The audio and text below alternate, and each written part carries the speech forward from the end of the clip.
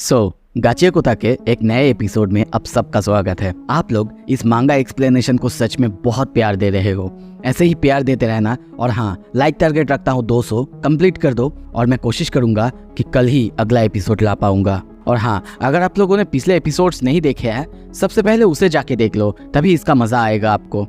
पिछले एपिसोड में हमने देखा था वो लोग किसी मर्चेंट के बुलाने पे उसका सामान लाने के लिए जाते हैं, पर वहीं पे ग्रीस को एक रेडर आके मार देता है। अब आगे एपिसोड के शुरू में हमें पास्ट के सीन दिखाया जाता है। रूडो छोटा था और हम देखते हैं रेक्टो को। वो आते ही देखता है रूडो दीवार पे अपना सर मार रहा है। वो उसे आके रोकता है, कहता है रूडो तुम ये क्या कर रहे हो?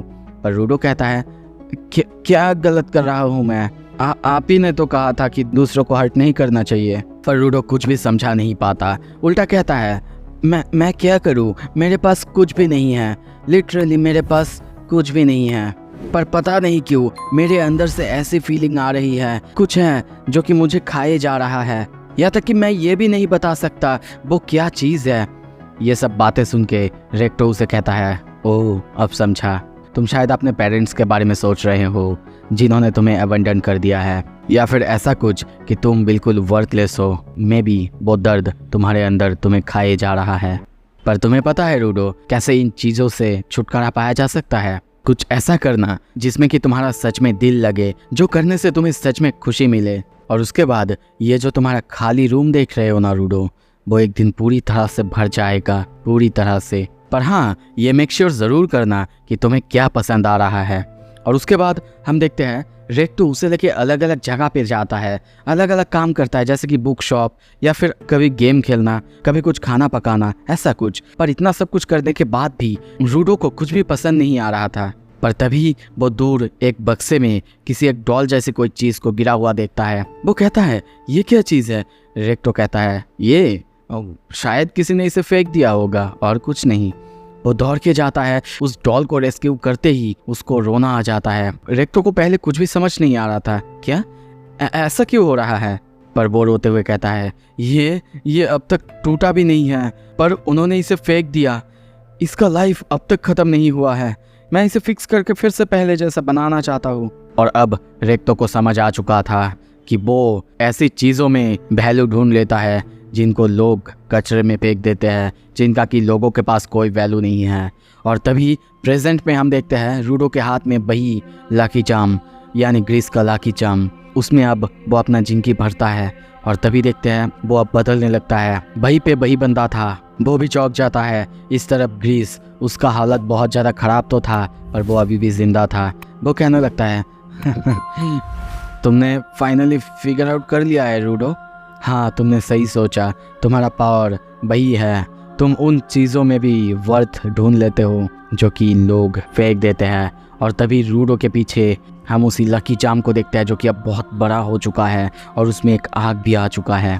और अब इसे देखते ही वो बंदा पूरी तरह से चौंक चुका है और कहता है डैम, ये तो बहुत कूल है। तो ये है तुम्हारा वाइटर इंस्ट्रूमेंट, पर मुझे कुछ भी समझ नहीं आ रहा है, ये क्या करता है, इसकी पावर्स आखिर क्या है? रूडो इस तरफ ग्रीस को देखता है और कहता है ग्रीस, वहीं पे रहना और जिंदा रहना, मैं जल्दी ही तुम्हें बचाने आ रहा हूँ।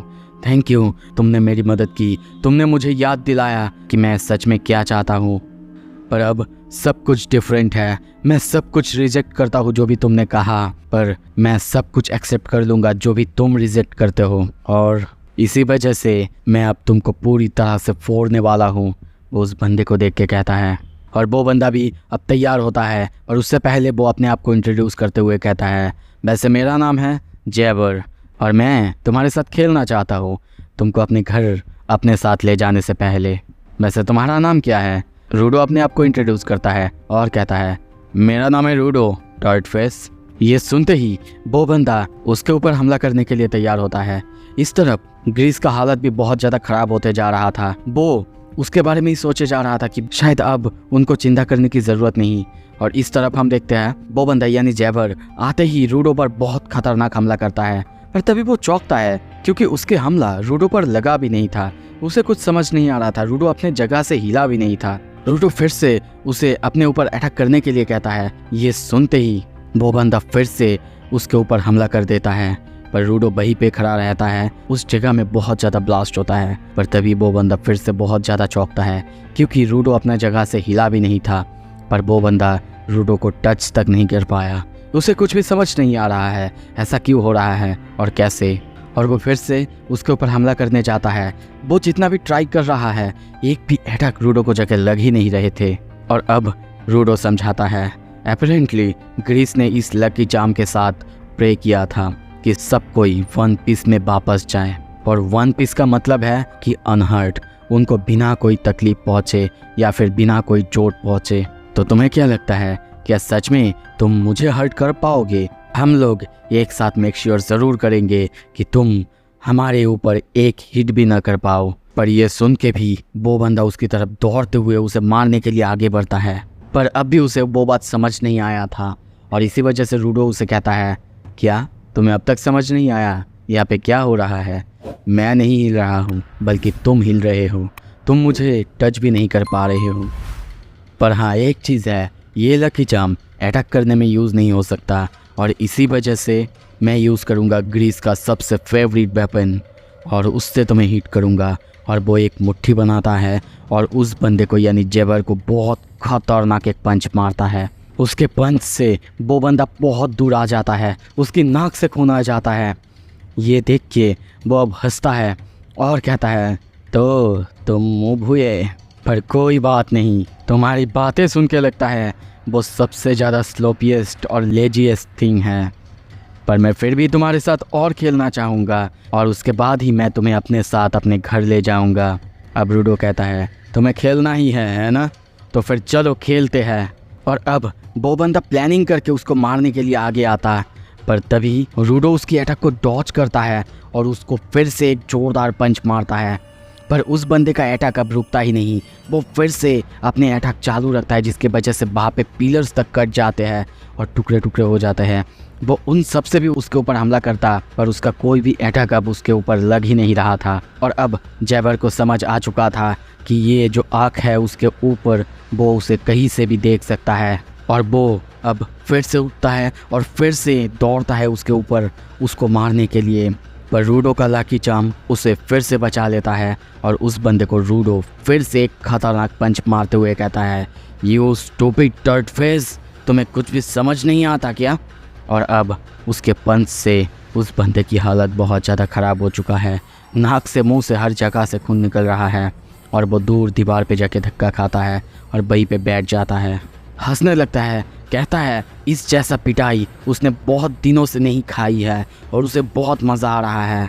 पर उसे अब कुछ रियलाइज़ हो चुका है, उसका यानी रूडो का जो इंस्ट्रूमेंट है उसे वो हॉस्टिलिटी को डिटेक्ट करता है, पर अगर उसके सामने कोई स्मोक्स या फिर ऐसा कुछ आए तो वो तब उसे डिटेक्ट नहीं कर पाता।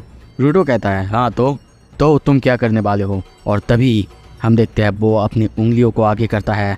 उसकी उंगलियों में जितने भी सारे नुकीले कांटे जैसा कुछ था वो शायद उन सबको अब निकालने की कोशिश कर रहा है, या फिर उन सब से अपने आप को ही हर्ट कर रहा था। रूडो ये देख के कुछ भी समझ नहीं पा रहा था, वो बंदा ऐसा क्यों कर रहा है, अपने आप को चोट क्यों पहुंचा रहा है। और तभी वो बंदा धीरे धीरे बेहोश हो रहा था, उसे कुछ भी समझ नहीं आ रहा था। रूडो बस उसकी तरफ देख रहा था, पर तभी वो बंदा फिर से सेन होता है और रूडो के ऊपर खतरनाक हमला करने के लिए आगे आता है। तो अब यहाँ पे रूडो क्या करेगा? वो बंदा उसकी पावर्स को क्या समझ चुका है, या फिर रूडो के इंस्ट्रूमेंट पावर को क्या समझ चुका है? तो रूडो क्या उसे ख़त्म कर पाएगा या फिर हरा पाएगा?